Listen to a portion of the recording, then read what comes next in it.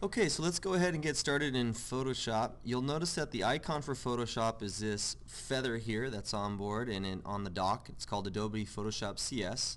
When I launch it, I get a welcome screen that pops up that does show me that there are some other tutorials available. If you click on this little link, Learn the Basics, it'll actually pop up a whole list of Adobe Photoshop tutorials that'll go in more detail into a lot of different things that actually we'll be touching on.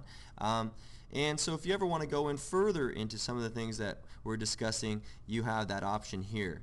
Let me go back to the application, and I'm going to close the welcome screen. And the first thing we always do is we create new documents within Photoshop.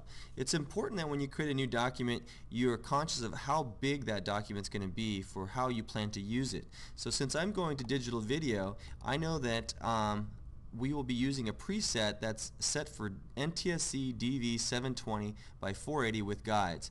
Again, back to our discussion with aspect ratio, I know that this image here will take up a full screen in video.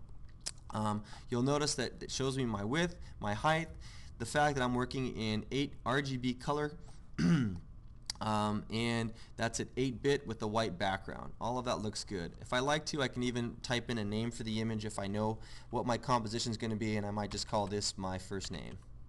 Okay, I'll click OK and ask me about pixel aspect ratio correction. That's fine. I click OK again, and there's my blank image. I can click on the corner here to enlarge it, and we can take a look at the real estate we have in front of us. Okay.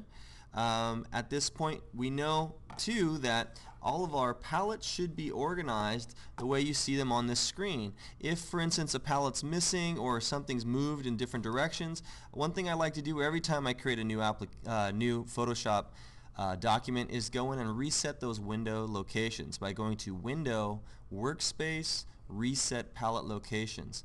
And what that does is, again, rearranges all of my different palettes, my toolbar, my file menus, and my individual palettes off to the side, so I can get to the tools that I need when I need to get to them.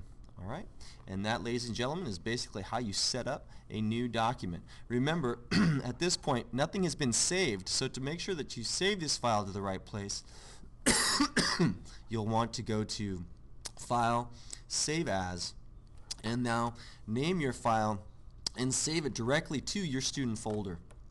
Again, saving it to your student folder right now will guarantee that as you hit save, it'll go to the right spot. So I'm just going to go ahead and put this inside of my digital collage folder and hit save.